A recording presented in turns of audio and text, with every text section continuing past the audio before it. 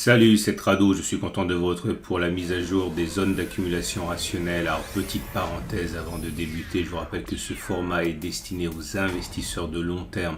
Si vous pensez que les bourses, les marchés, les zones géographiques, qu'elles soient les émergents, les États-Unis, la France, qu'importe, seront plus hautes dans 5 ans, dans 10 ans, dans 20 ans, bref, au moment de votre retraite ou au moment de la transmission à vos enfants, ce format est fait pour vous. Et d'autant que cette semaine et la semaine qui vient vont être probablement assez difficiles. Les dernières semaines ont été sanglantes. La seule façon de se protéger contre ça, c'est de tirer parti de ces consolidations sur le long terme. Et c'est ce qu'on fait dans ce format. Donc, je vous rappelle que cette vidéo est à destination des investisseurs de long terme, en particulier ceux qui ont pris la décision d'investir en tracker, en ETF, comme moi, car les coûts d'exécution sont faibles. Eh bien, nous partons tout de suite à la recherche des pépites sur l'US 500. Et le SP500, autrement dit, est actuellement en train de digérer une baisse qui n'est sans doute pas terminée depuis les plus hauts de 9%. Il est difficile de ne pas voir que le prochain support hebdomadaire, celui qui est significatif et à 4270, 4360 à l'origine du rebond auquel on a assisté en septembre, il est donc également difficile de ne pas considérer que l'on aille chercher cette zone. C'est ma prochaine zone d'accumulation rationnelle. La précédente était sur le support hebdomadaire des 45, 35, 45, 50. Évidemment, après 4 tentatives, il est évident que il a été cassé. Ce n'est pas grave encore une fois parce que je vous rappelle que dans ma méthode, j'achète systématiquement sur les zones d'accumulation rationnelle, donc toutes ces zones de consolidation, que ce soit les 3700, les 4000, les 4200 et encore plus avant, eh bien, ont été exploitées. Et il n'y a rien de plus agréable lorsque l'on veut accumuler à bon prix que de voir ces consolidations. Donc déjà, on peut enlever cette zone qui a été cassée, qui ne sert plus à rien. Je répète, prochaine zone d'accumulation rationnelle, la zone 4360, 4260, c'est une zone pour moi très intéressante. On regarde maintenant les données journalières. Simplement pour constater que la tendance de fond est baissière car on est en dessous de la M50 qui descend et que la tendance de long terme, attention de long terme, n'est plus haussière car nous sommes en dessous de la M200. Autrement dit, nous sommes vraiment à un tournant. Il faut savoir que beaucoup d'investisseurs, de gros investisseurs, utilisent la M200 pour savoir où en est la tendance. Si on clôture en dessous de la M200, ça renvoie un message très négatif qui risque de faire basculer les marchés en tendance de long terme baissière et qui aura des répercussions. C'est parfait lorsque l'on veut accumuler progressivement. À noter également que si on utilise les bougies Aiki Nashi pour voir s'il fallait s'en convaincre que la pression est baissière, puisque vous avez des bougies rouges sans mèche haute, longue, ça veut dire qu'il est plus plausible que l'on n'ait pas fait les plus bas que l'inverse. Autrement dit, il est plus plausible que l'on descende plutôt que l'on ait terminé de descendre. Et regardez ce graphe du Nasdaq effrayant. On est en données hebdomadaires ici. Chaque bougie correspond à une semaine de cotation et la baisse est déjà de 14% depuis les plus hauts. Bon, on peut dire que c'est en 4 semaines qu'on les a faites, ces performances négatives. En tout cas, la bonne nouvelle pour les accumulateurs de long terme, ceux qui veulent acheter progressivement, nous sommes déjà sur un support majeur, le support hebdomadaire des 15 214 700. Encore une fois, vous pouvez commencer à investir si vous le désirez sur les fleurons technologiques mondiaux avec une décote de 15% par rapport au plus haut d'il y a 4 semaines. La prochaine zone d'accumulation rationnelle sera un retour sur le support des 13 412 930. Regardons rapidement les données journalières. Et on constate que nous sommes dans une tendance de fond qui est baissière et une tendance de long terme qui n'est plus haussière. On est allé chercher la M200, on l'a cassée, donc ça y est, c'est terminé. La tendance de long terme n'est plus haussière. Regardez les bougies Aiki Nashi et pour constater que la pression baissière est toujours très forte avec des grandes bougies rouges sans mèche haute. Cela signifie qu'il est plus plausible a priori que l'on continue de baisser plutôt que l'on ait fait les plus bas. Et on passe à l'Eurostock 50 si vous voulez investir progressivement sur les 50 méga entreprises européennes. C'est sans doute des trackers Eurostock qu'il vous faut. Alors voilà où nous en sommes toujours sur les données hebdomadaires. Chaque bougie correspond à une semaine de cotation. Regardez, en l'espace de 3 semaines, l'Eurostock a perdu 5%. ce qui signifie qu'on a une baisse qui est quand même beaucoup plus limitée que les marchés américains, mais je pense qu'il faut, ce n'est pas un conseil, mais à titre personnel, je prendrai mon mal en patience en attendant un retour éventuel sur le support hebdomadaire des 40, 60, 39, 70, zone qui a déjà fait l'objet d'accumulation. Donc ça correspondrait à une baisse encore par rapport au niveau actuel de 3 à 5%, voilà, entre 3 et 5%.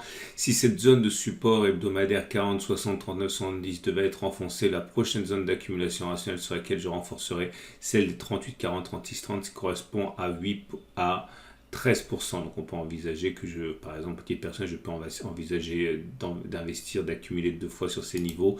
Mais vous l'aurez compris, il n'y a vraiment pas d'urgence, surtout qu'on est déjà rentré beaucoup plus bas. Donc acheter maintenant n'est valable que pour ceux qui ne sont pas du tout investis à mon avis et qui auraient envie de ne pas rester sur la plateforme au cas où le train repartirait tout de suite. Regardez les données journalières, là aussi, on voit que la situation est quand même plus engageante que sur les marchés américains puisqu'on a préservé la M200. La tendance de long terme est donc toujours haussière sur l'Eurostock 50. Par contre, on avait une zone de support ici qui a clairement été balayée. C'est pas grave, ça fait partie de la stratégie, tant mieux, puisque ça nous permet d'accumuler plus bas. Je répète, 4060, 3970 environ, zone d'accumulation rationnelle suivante. La bougie Aiki-Nashi indique que la pression est du côté des baissiers, puisque vous voyez, première bougie rouge sans mèche haute, c'est-à-dire qu'il est plus plausible que l'on aille plus bas davantage que l'on ait fait les plus bas. Ce qui me permet donc, avant d'enchaîner, de vous présenter pour moi le meilleur courtier en adéquation avec la stratégie que je vous propose. Je vous rappelle que ma stratégie repose sur des entrées régulières et pour pouvoir tirer profit au maximum de ma stratégie, il me faut une collection impressionnante d'ETF, de trackers qui laissent le choix, donc les plus grands noms, mais également des coûts limités. Et le partenaire que je vous propose 8500 trackers et actions et également un seul petit euro par transaction. Ok, comparez ça à ce que vous payez actuellement et vous allez voir que la différence peut se chiffrer en des rapports de multiplication de 2 à 10 fois. Hein. Il n'est pas rare de payer 15-20 euros par ordre de par transaction. Donc voilà, si vous voulez en savoir davantage et si vous voulez soutenir mon activité, parce que je ne vous cacherai pas que je suis sponsorisé, donc ça veut dire là encore par souci de transparence que chaque fois que vous ouvrez un compte avec mon partenaire, un compte réel, je gagne 50 euros, donc encore une fois je tiens à ce que ce soit transparent. Mais si vous voulez soutenir le site et si vous voulez surtout faire de bonnes affaires dans le cadre de vos investissements, pensez à visiter mon partenaire, lien juste en dessous de la vidéo. Et on passe au CAC 40. Si vous voulez accumuler progressivement sur les 40 fleurons français, eh bien vous pouvez le faire avec des trackers et des ETF CAC 40. Regardez la mauvaise nouvelle pour les uns, la très bonne nouvelle pour les autres, c'est que le support hebdomadaire des 72,00, 71,15 a lâché. Et comme vous pouvez le voir dans ces circonstances, on ne voit pas comment le retour sur les 66,0, 67,60 pourrait être éludé. C'est tout à fait envisageable. Alors depuis les plus hauts d'il y a 3 semaines, on a déjà abandonné 6%, enfin 5,5%. Un retour sur le support hebdomadaire mentionné correspondrait à une baisse totale, j'ai bien dit totale, de 8 à 11%. On peut envisager que ça aille très vite. Si c'est le cas, accumuler un petit peu au début de la zone et un petit peu en bas de la zone est envisageable. Regardez les données journalières. Et on constate que la zone intermédiaire qu'on avait à lâcher aussi, c'était une zone d'accumulation rationnelle, c'est pas grave. La prochaine zone d'accumulation rationnelle est celle des 66,0, 67,60, on l'a mentionné. Je répète une dernière fois que ça correspond à une baisse de 3 à 6% supplémentaire environ. La tendance de long terme n'est pas menacée avec la M200 qui monte. Par contre, c'en est fini de la tendance de fond qui maintenant est baissière puisque nous sommes en dessous de la M50 qui descend. La bougie Aiki-Nashi montre qu'un revirement important a lieu puisque pour la première fois nous avons des vraies bougies, enfin une vraie bougie rouge descendante baissière sans mèche haute. Bref, il est plausible que l'on n'ait pas encore visité les plus bas. Et on passe au fleuron japonais. Si investir dans les 225 plus grandes entreprises cotées japonaises vous intéresse, il vous faut un tracker ETF Nikkei. Et nous sommes, c'est la bonne nouvelle, déjà sur un support hebdomadaire 27 280 26 840 qui, à mon avis, fait l'objet d'achats de la part de plusieurs investisseurs chevronnés. Cela ne veut pas dire, et même bien au contraire, qu'on ne cassera pas ce support, mais sait-on jamais. En tout cas, le prochain objectif, si on devait casser ce support hebdomadaire et cette zone d'accumulation rationnelle, ce serait d'aller sur le support mensuel des 24 150, 23 300. Ça correspondrait à une baisse supplémentaire, mettons, de 10 à 15%. C'est pas improbable. Je vais vous expliquer pourquoi. C'est que, en fait, si on regarde la période de hausse que l'on a eu depuis les plus bas, on a doublé la valeur du Nikkei. On est passé voilà, vous voyez, à 102%. Il est normal de consolider un peu plus que 23%. Et si on devait aller chercher effectivement, mettons 50% de la hausse, ça nous amènerait dans un premier temps aux 24 850 et dans un deuxième temps pour les 50% aux 23 000 environ. Donc il est absolument pas exclu d'aller chercher cette zone d'accumulation rationnelle. Donc à titre personnel, ces deux zones peuvent être exploitées si vous avez un sentiment positif sur le Japon, que ce soit dans un an, dans 5 ans, dans 10 ans ou dans encore plus longtemps. Bougie Ekinashi sur les données journalières, je vous montre d'abord le graphe. Comme vous pouvez le voir, la tendance de long terme est baissière, on est en dessous de la M200, la tendance de fond est baissière également, donc c'est parfait quand on veut accumuler au meilleur prix, je veux dire. Et les bougies Ekinashi ne montrent pas de signe de rémission, bien au contraire, troisième bougie rouge sans mèche haute, c'est extrêmement baissier. Et si vous pensez que le marché chinois est sur un plus bas exceptionnel, n'oubliez pas que depuis les plus hauts qui ont été observés en février, on a abandonné 35% de la valeur de l'indice des actions chinoises. Pour l'instant, ça rebondit un petit peu, on n'est plus qu'à 30% de perte.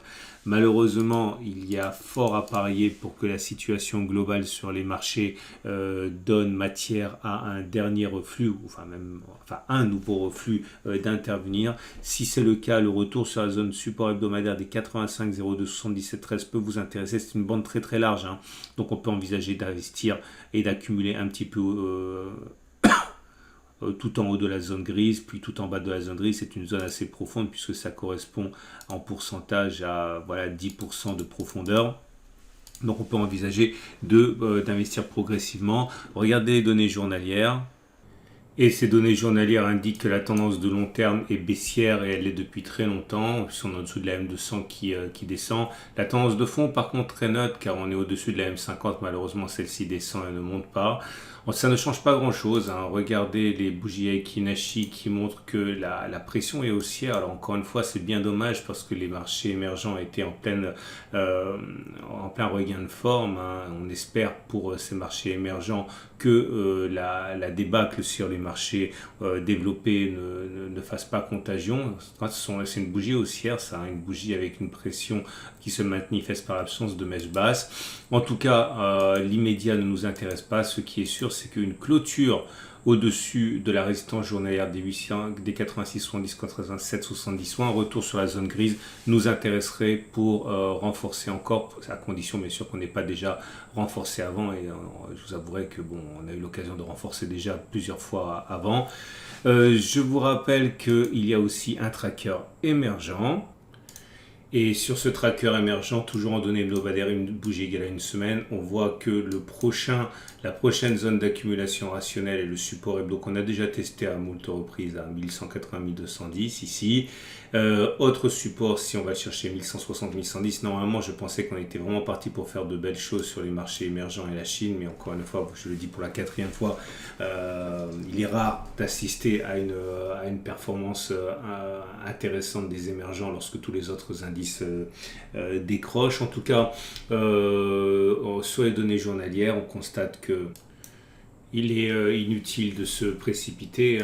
Nous avons une tendance de long terme qui est toujours baissière avec la M200 qui descend, une tendance de fond qui est baissière quand on est en dessous de la M50 qui descend. Tout retour sur les 1180-1210 fera l'objet sans doute d'investissements fractionnés progressifs de la part des investisseurs qui ont de l'expérience. Et à ce niveau, hein, il n'y a encore une fois aucune raison de se précipiter. On a déjà de toute manière accumulé sur cette zone de support hebdomadaire. Si on y revient, ce sera un coup de chance pour les investisseurs qui n'ont pas encore commencé. Voilà ce qu'on pouvait dire pour ces